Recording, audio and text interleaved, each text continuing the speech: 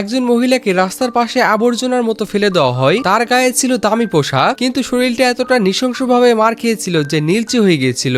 সেই শক্তিটুকু নিয়ে সে পাশের একটা হাসপাতালে গিয়ে পৌঁছায়। সৌভাগ্যবশত অ্যাটেন্ডেন্সে দাঁড়িয়ে থাকে এক ডক্টর তাকে দেখে ফেলে এবং দ্রুত ইমার্জেন্সি রুমে নিয়ে যায়। জরুরি চিকিৎসার পর সে বেঁচে যায়। আর যারা এই কাজটা করেছিল তাদের এবার বড় মূল্য দিতে হবে, কারণ সেই মেয়েটির এক্স বয়ফ্রেন্ড ছিল জ্যাসন স্টেথাম। যেই মুহূর্তে জ্যাসনের কাছে খবর পৌঁছালো সে দৌড়ে আসে, কিন্তু ততক্ষণে এভাকে হাসপাতাল থেকে ছেড়ে দেওয়া হয়েছে। তার মুখে তখনও আঘাতের দাগ ছিল। সে জ্যাসনকে আগের রাতের সব ঘটনা খুলে বলে। সে গ্র্যান্ড বিগ হোটেলে একটি পার্টিতে গিয়েছিল।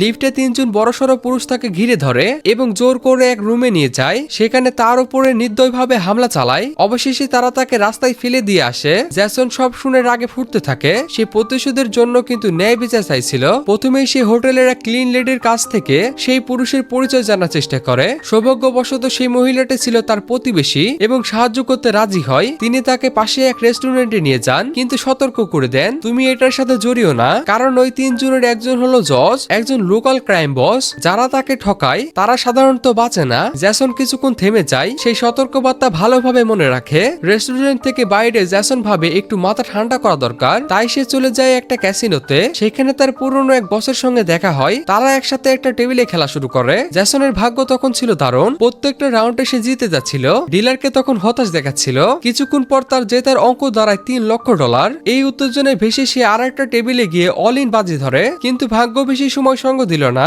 সে সবকিছু হারিয়ে ফেলে, জেতার সবকিছু আর নিজের মূল টাকাও। চারপাশের লোকজন উল্লাস করতে থাকে, কিন্তু জেসন চুপচাপ হেরে গিয়ে কিন্তু সেখান থেকে বেরিয়ে যায়। সে গাড়ি নিয়ে শহরে ঘুরতে থাকে, নিজেকে শান্ত করার চেষ্টা করে। একসময় মাথা ঠান্ডা হলে সে বুঝে যায় এবার কি করতে হবে। এবার তাকে যে হোটেলের রুম নাম্বার বলেছিল, জেসন ঠিক সেই দরজায় গিয়ে নক করে, সরাসরি বলে দেয় সে কি চায়। আসলে জর্জ ঘরের ভিতরে ছিল, কিন্তু সে জ্যাসনকে গুরুত্ব দেয় না। সে বন্দুক বের করে বলে চলে যায় এখান থেকে, কিন্তু জ্যাসন ভয় পায়নি। সে ছিল এক অভিজ্ঞ বডিগার্ড। এর চেয়ে ভয়ঙ্কর দৃশ্য সে দেখেছে। জর্জ তখন চিৎকার করছিল। জ্যাসন পিছনে সরে যাওয়ার ভান করে। তারপরে হঠাৎ ঘুরে দাঁড়িয়ে এক গুন্ডার পা বড়ভাবে কিন্তু ভেঙে দেয়। এরপরে দ্বিতীয় জন কিছু করার আগেই জ্যাসনের একটা ট্রানজিট কার্ড দিয়ে কিন্তু তার কপাল ফাটিয়ে দেয়। এরপরে জর্জ ভয় পেয়ে যায় এবং গুলি ছোড়ে, কিন্তু গুলি লক্ষ্যমাত্র হয়। জ্যাসন সেই একই কার্ড ছুড়ে মারে আবার জর্জের দিকে, আর সেই কার্ডটা কিন্তু সোজা গিয়ে তার গায়ে আঘাত করে। এরপরে সে তিনজনকে বেঁধে ফেলে। এবার চুপচাপ ঘরে ঢুকে, আর এরপরে একটা কথা না বলে সে কিন্তু নিজের ব্যাগ থেকে একটা বড় কাঁচি বের করে আনে। তো এই গল্পের যদি আপনারা দ্বিতীয়বার দেখতে চান তাহলে আমাদের চ্যানেলটি অবশ্যই সাবস্ক্রাইব করুন, আর ভিডিওতে অবশ্যই একটা লাইক করে দিন।